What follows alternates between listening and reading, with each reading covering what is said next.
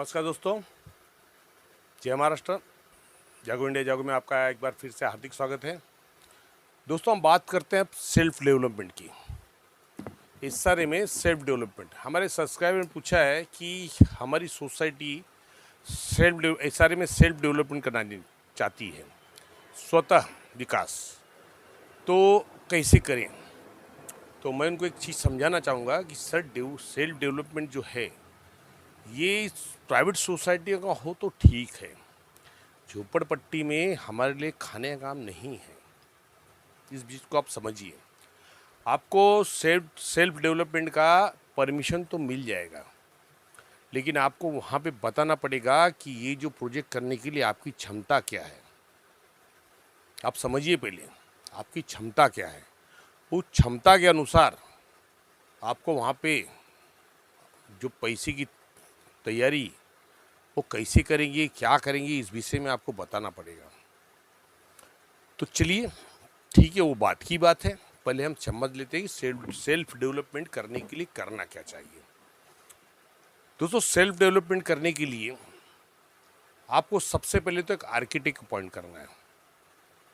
एक architect appoint करना है, जो आर्किटेक्ट अपने सर्वेयर द्वारा, जो भी उनकी टच पे रहते हैं सर्वेयर द्वारा आपके जो एरिया है उसका लेआउट निकालेंगे।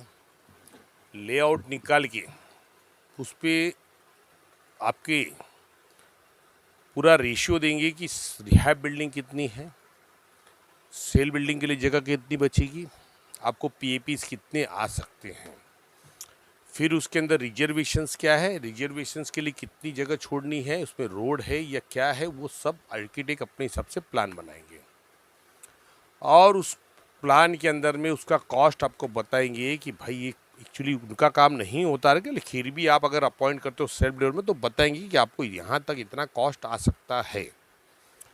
अब आर्किटेक्ट अपॉइंट करने के बाद आपको सबसे पहले आपको वहाँ पे कमेटी बनाना है, एक प्रोविजनल कमेटी बनाना है जो उस एसआरए के लिए काम कर सके, प्रपोज सोसाइटी। लेकिन इसके पहले आपको ये देखना है कि प्रॉपर्टी किसकी है। प्रॉपर्टी किसकी है, क्या वो कलेक्टर प्रॉपर्टी महाराज शासन की है, क्या वो बीएमसी की है, क्या वो प्राइवेट है। अब बीएमसी की प्रॉपर्टी है और भारत शासन की प्रॉपर्टी या माड़ा की प्रॉपर्टी है तो आपको ज़्यादा प्रॉब्लम्स नहीं होगी। लेकिन प्राइवेट प्रॉपर्टी रहेगी तो आपको लैंड ऑनिंग अथॉरिटी का एनओसी चाहिए।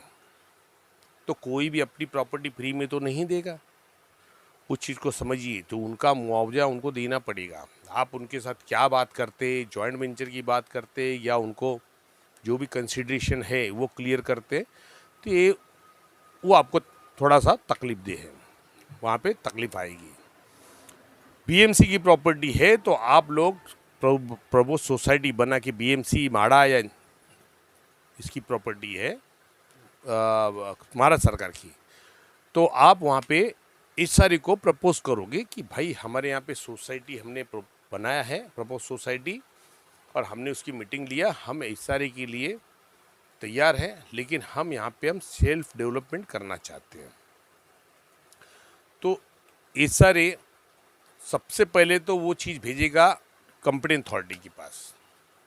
अब कंपिटेंट अथॉरिटी कौन, ये तो मैंने आपको बता दें। बीएमसी है तो असिस्टेंट म्युनिसिपल कमिश्नर, महाराष्ट्र शासन है तो आपका इशारे में जो 1 से 10 कंपिटेंट अथॉरिटी बैठे जो एरिया के हिसाब से उनके पास जाएगा। माड़ा है तो माड़ा में, प्राइवेट अगर प्रॉपर्टी है तो वो भी इशारे में जाएगी। अब वहाँ से एनेक्शल 2 के लिए प्रक्रिया चालू होगी। उसका बायोमेट्रिक सर्वे के बाद एनेक्शल 2 फाइनल होने के बाद ये कॉपी भेजी जाएगी एसआरए में। अब एसआरए में जब आप जाएंगे तो वहाँ पे भी आपको वही चीज़ प्रॉब्लम आएगी। एनेक्शल 1 तो आपका स्टेटस ऑफ लैंड हो गया। देखिए, बहुत सब्सक्राइबर मुझे फ़ोन करते हैं कि सर एनेक्शल 1 आ गया, एनेक्शल 2 अभी आया नहीं है। तो सर एनेक्शल 2 आता नहीं है, एनेक्शल 1 बिल्डर को सबमिट करना पड़ता है। एनेक्चर 1 का मतलब है स्टेटस ऑफ लैंड। लैंड का स्टेटस क्या है, ज़मीन किसकी है, ज़मीन स्लम डिक्लेयर हुई है या नहीं हुई है, ज़मीन पे कोई विवाद तो नहीं है, कोई कोर्ट केस तो नहीं है, ये सबका डिक्लेरेशन देना पड़ता है एनेक्चर 1 में। क्या पहले समझिए। उसके बाद आता है एनेक्चर 2। तो एनेक्चर 2 कंपनी अथॉरिटी बनाती है। अब आपको वहाँ पे सबमिट करना पड़ेगा एनेक्चर 3। एनेक्चर 3 सबमिट करने के लिए आपको वहाँ पे पूरा डिटेल बताना पड़ेगा कि भाई ये प्रोजेक्ट कितने का है और हमारी इतनी क्षमता है, तब जाके वो प्रपोजल एक्सेप्ट होगा, अदरवाइज नहीं होगा। मैं अभी भी समझा रहा हूँ, सेल्फ डेवलपमेंट खाने का काम नहीं है, ये प्राइवेट सोसाइटियाँ करती है। प्राइवेट सोसाइटियों में जो भी लोग रहते 20-50 रूम्स होते हैं, वो अपने भाग निकालते हैं कि भाई हम बिल्डर से देने से अच्छा खुद डेवलपमेंट करेंगे आर्किटेक्ट पकड़ के, और वहाँ पे जो भी पैसे लगते हैं 10, 20, 25, 50 लाख एक एक बंदा निकालता है, और जो भी डेवलपमेंट होने के बाद जो बाकी बचे हुए फ्लैट्स हैं, या तो वो उनको बेचेंगे, या तो सोसाइटी में जो लोग हैं वो थोड़े पैसे देके उनको ख़रीद लेते, सस्ते भाव से उनको मिल जाता है।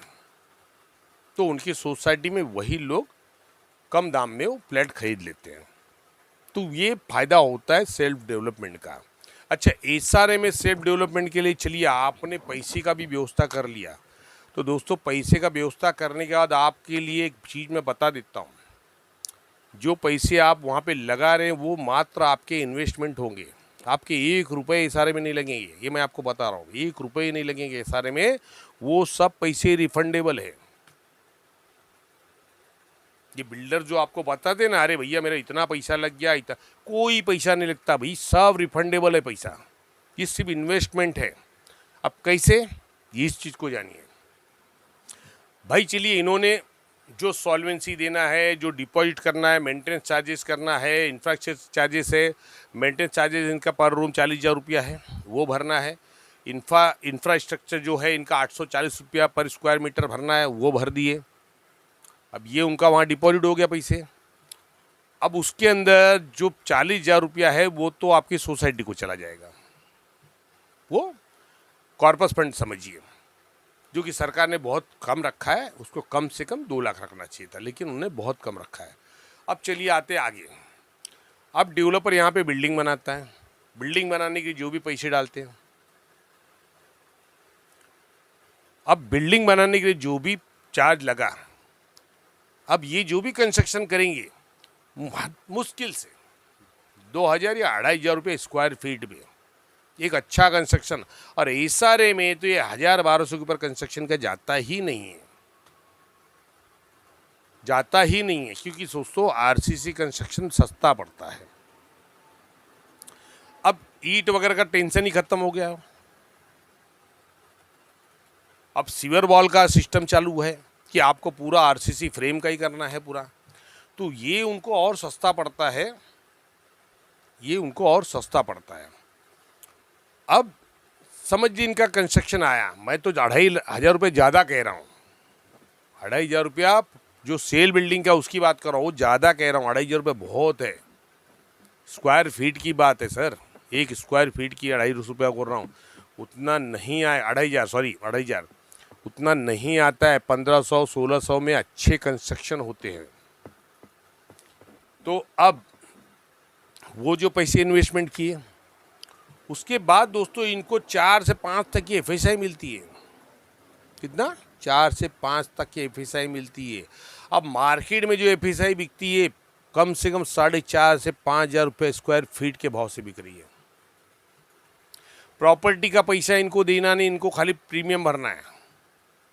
जो भी 20% प्रीमियम है वो खाली भरना है, कोई प्रॉपर्टी का पैसा नहीं देना है। तो प्रॉपर्टी उनको समझो फ्री में मिल गई, फिर एफएसआई फिर फ्री में मिल गई। तो भाई बिल्डर की तो लॉटरी है सारे में। हाँ, जहाँ प्राइवेट बिल्डर एसआरए में आते हैं वहाँ वो लोग प्रॉपर्टियाँ खरीदते हैं, तो उनको फ़ायदा है, लेकिन थोड़ा उनको वहाँ पे इन्वेस्टमेंट ज़्यादा है, क्योंकि उनको प्रॉपर्टी खरीदना पड़ता है। तो इस चीज़ को आप समझिए। तो वहाँ पे उनको बेनिफिट्स होती है, क्योंकि उनका मेन बेनिफिट्स आज कोई भी बिल्डर एसआरए ही में क्यों भागता है क्योंकि एफएसआई बहुत है इस सारे में, 5 6 अगर रिजर्वेशन आ गए तो भाई बिल्डर की निकल पड़ी है, उनको एफएसआई बहुत मिलती है। तो इस चीज़ को आप समझिए कि अगर आप सेल्फ डेवलपमेंट में एक बार अगर आपने पैसे का बंदोबस्त कर लिया आप लोगों ने, तो आने वाले भविष्य में आपकी सोसाइटी पूरे मुंबई में आपका नाम हो जाएगा एसआरई के अंदर में। ये चीज़ मैं आपको बता रहा हूँ, क्योंकि आपको जो भी बंदोबस्त करना है, आप देखिए आप एलओआई ले लेंगे, एलओआई लेने के बाद जब आप बिल्डिंग कंस्ट्रक्शन करेंगे तब जाके आपको कहीं बिल्डर्स एक रेजुलेशन पास करके एसआरए से परमिशन लेके आप किसी बिल्ड से लोन ले सकते हैं, किससे, बैंक से। लेकिन लोन लेने का प्रॉब्लम यह है कि आपको हर महीने उनकी ईएमआई तो भरना है, ईएमआई भरना है। अब इसका दूसरा रास्ता ये आएगा, आप वो कर सकते हो, आप वो कर सकते हैं। जैसे कोई बैंक्स है, आपके एरिया में कोई बैंक अपना ब्रांच खोलना चाहती है तो उनके साथ आप एग्रीमेंट कर सकते हैं कि भाई इतना स्क्वायर फीट का गाला हम आपको देंगे, उसका जो भी 50% अमाउंट आप हमें दे दिए ताकि हम कंस्ट्रक्शन फास्ट कर सकें। ये चीज़ हो सकती है। बड़े बड़े जो शोरूम वाले हैं उनके साथ आप कर सकते हैं, और ये विद परमिशन आप एसआरए एंड आपकी जो सोसाइटी होगी उसके साथ, क्योंकि आप तो खुद डेवलपमेंट कर रहे हैं तो सबकी जो होते हैं तो एसआरए परमिशन देगा आपको सेल्फ डेवलपमेंट। लेकिन अगर आपने कर लिया तो दोस्तों पूरी मुंबई में आपका नाम हो जाएगा, पूरी मुंबई में आपका नाम हो जाएगा कि भाई एक सोसाइटी ने सेल्फ डेवलपमेंट किया है एसआरए का। अब उसमें 300 का रूम आपको मिला, 300 के रूम के बाद आप जो फैसिलिटीज़ अपने लिए रखना चाहते हैं रख सकते हैं, उसके लिए कोई एसआरए की बंदिश नहीं होगी। जैसे बच्चों को खेलने की जगह, आरजी पीजी कर सकते हैं, कम्युनिटी हॉल आप बड़ा दे सकते हैं, ऑफिस आप बड़ी ले सकते, सोसाइटी के लिए हॉल रख सकते हैं ताकि वहाँ पे कोई फंक्शंस हो तो उसके भी 2 पैसे कम मिनिमम में, अगर सोसाइटी के लोग कम और बाहर के लोग तो उनका जो रेट चल रहा है उस हिसाब से आपको वहाँ पे इनकम भी चालू हो जाएगी, जो हॉल शादी ब्याह के लिए होता है। तो ये चीज़ आप कर सकते हैं। और फिर प्राइवेट में आने के बाद, प्राइवेट तो आपका ही होगा ना, उसको तो आपको ही सेल करना है। तो वो सेल करने के बाद जो भी पैसे आपके बचेंगे, आपकी सोसाइटी में इतने पैसे आ जाएंगे ना दोस्तों, पूछिए मत। लेकिन मैं अभी भी कहता हूँ सेल्फ डेवलपमेंट खाने का काम नहीं है झोपड़पट्टी में, क्योंकि झोपड़पट्टी में जो संख्या है लोगों की बहुत है और लोगों के पास पैसे नहीं है कि वो आपको निकाले और बोले भाई ये 20-20 लाख रुपया हम सब लगाते चलिए हम डेवलपमेंट कर लेंगे। अगर ऐसा होगा तो एक नंबर आप कर सकते हैं।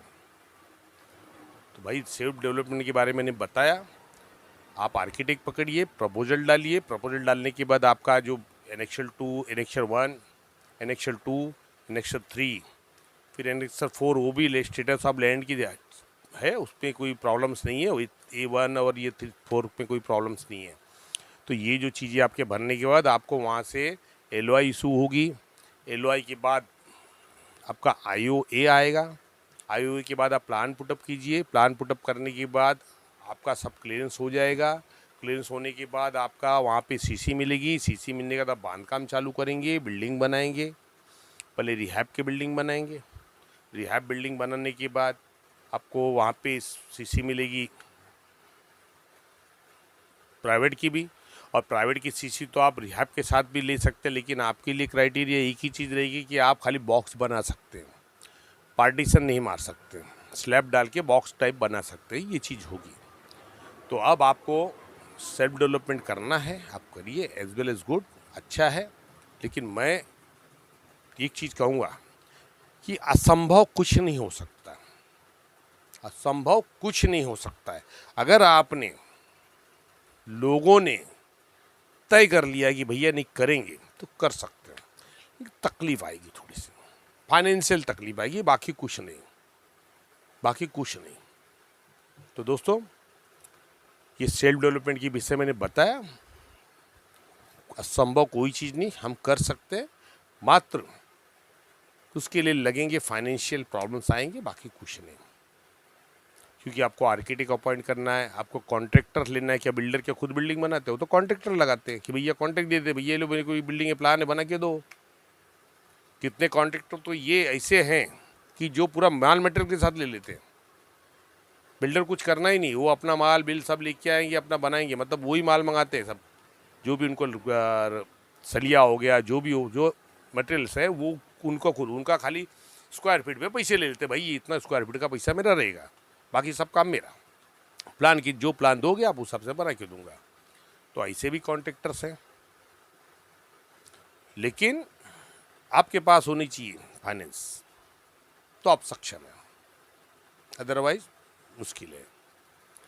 तो दोस्तों आज हमने इस वीडियो में सीखा सेल्फ डेवलपमेंट, कि स्वतः डेवलपमेंट करने पे कर सकते या नहीं, उसके फ़ायदे क्या है। फ़ायदे बहुत हैं, लेकिन होना चाहिए। आप अटकेंगे सिर्फ फाइनेंस में, बाकी कहीं नहीं सर। बाकी तो और फास्ट डेवलपमेंट होगा, क्योंकि आप पूरी सोसाइटी, जो लोग हैं आपके साथ में हैं, तो आपका विरोध नहीं है, प्रतिरोध नहीं है, तो आप सब मिल के कर रहे हैं, तो फास्ट हो जाएगा। लेकिन फाइनेंस वो एक तकलीफ है आपकी हमने, तो इस चीज़ को समझिए, पहले फाइनेंस का बंदोबस्त कीजिए।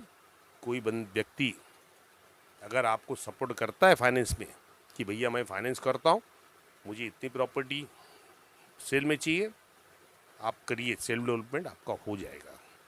तो धन्यवाद दोस्तों, वीडियो कैसी लगी कमेंट में लिखिएगा। आपके जो भी कमेंट्स हैं प्लीज़ चैनल पे करें, व्हाट्सएप पे ना करें। मैं इसके बाद व्हाट्सएप पे कोई भी रिप्लाई नहीं, कि मैं व्हाट्सएप देखता ही नहीं हूँ सर। मेरे व्हाट्सएप पे इतने मैसेज आते हैं ना, मैं व्हाट्सएप देखना ही बंद कर दिया हूँ। आप चैनल पे करिए, मैं आपको कमेंट करूँगा, आपका जवाब दूंगा, उस पर वीडियोज़ भी बनाऊँगा। तो धन्यवाद दोस्तों, मिलते हैं अगली वीडियो में। जय हिंद, जय महाराष्ट्र।